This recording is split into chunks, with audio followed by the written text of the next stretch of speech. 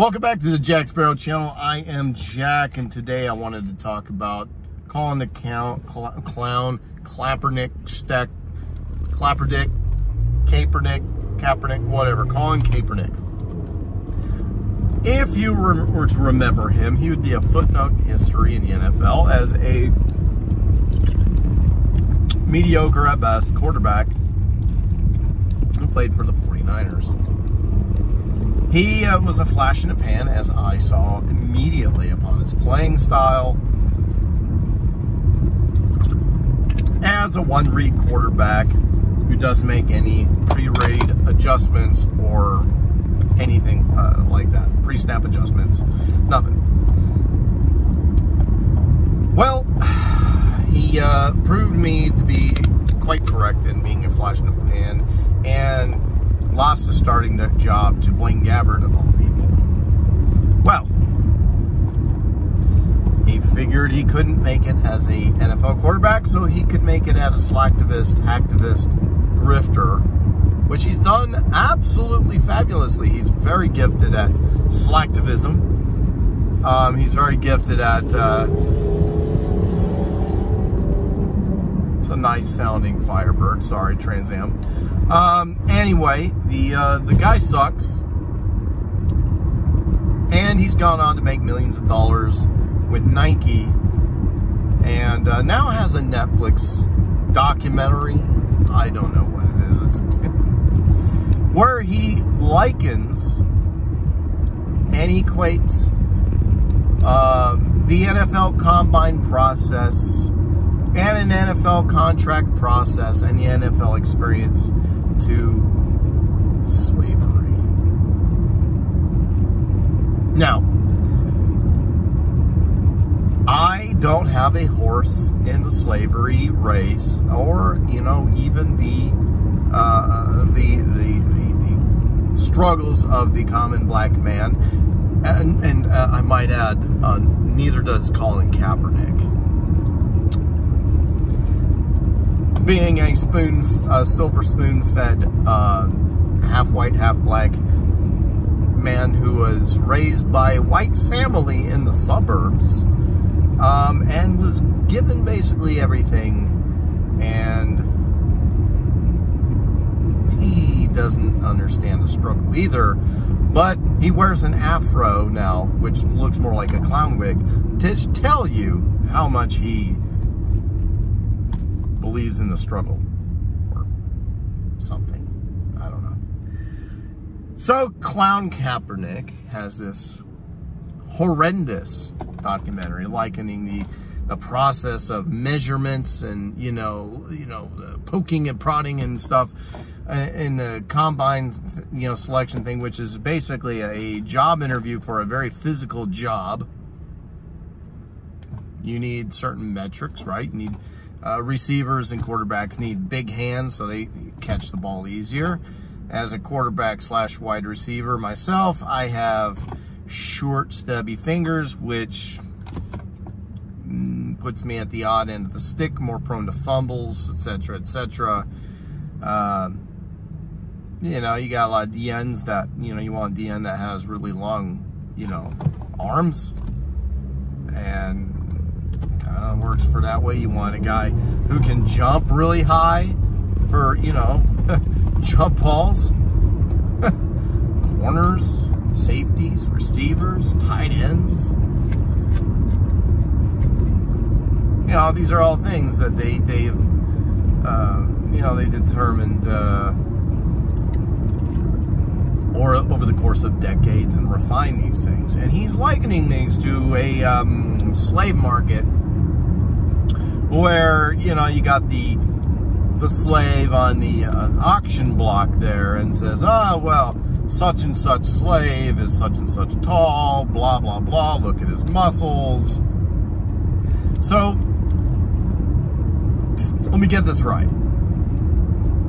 That slave who's going to work manual labor and be treated like livestock and live in a hut, whatever, with a bunch of other slaves, however they lived, and be treated poorly in most cases, and get really bad food or just enough food to sustain them and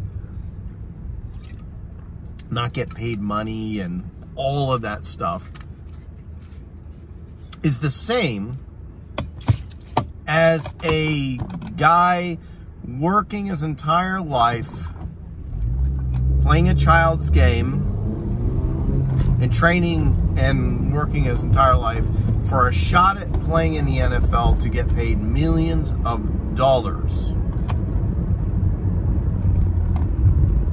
So an NFL player gets paid millions of dollars a year, yes, signs on the dotted line knowing full well that there are conditions. Whenever you sign a contract, doesn't matter where the heck it is, you sign a contract, there are terms and conditions applied.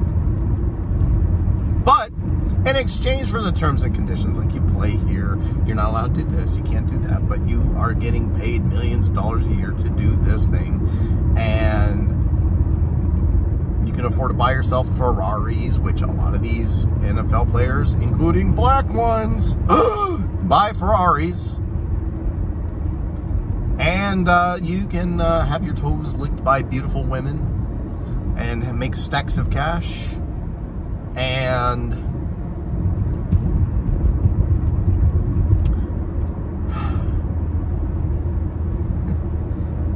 live in a gated community. In your mansion. In your McMansion. But somehow that's slavery. Now, if you really wanted to be a little bit more accurate with his assessment on the slavery thing, if he wanted to try to make this more of an accurate kind of parallel, the parallel would have actually been Roman gladiators who, they did everything for sport in the Colosseum. Gladiators, most of the time, were slaves or started off as slaves. A lot of them became free. But, the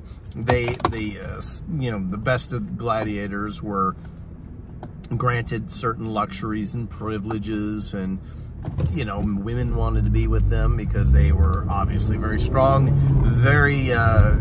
if they were strong and successful, they didn't die. So they obviously had some good genes there that women would want. And so if he wanted to use the whole slave parallel, the Roman gladiators would have been the more correct route to go. But you see, we're talking about Colin Kaepernick, and he is, even if he's maybe a kind of a shrewd businessman, or actually has people who manage him are actually the shrewd business people, he's a moron. That's putting it charitably.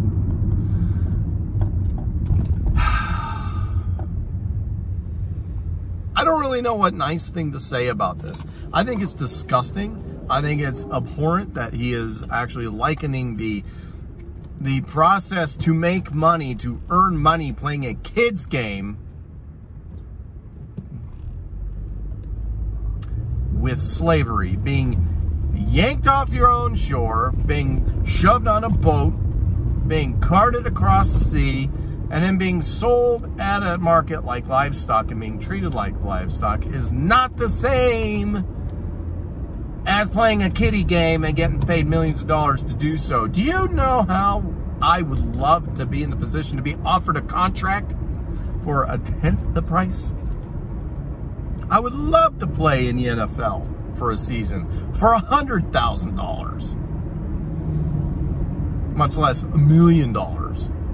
And this man made millions of dollars in the NFL and continues to make millions of dollars working for Nike, who, by the way, Colin, Nike, they employ slave labor. What an idiot. Slave labor made your shoes there, buddy.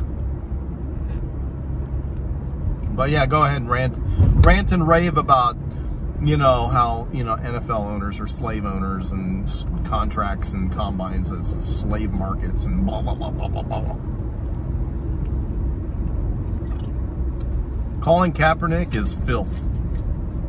He's the worst of the worst. He grew out an afro just so he can look like he's one of the Black Panthers. Seriously, this guy's an idiot. He's a clown. That's all I got to say about that. Have a great day.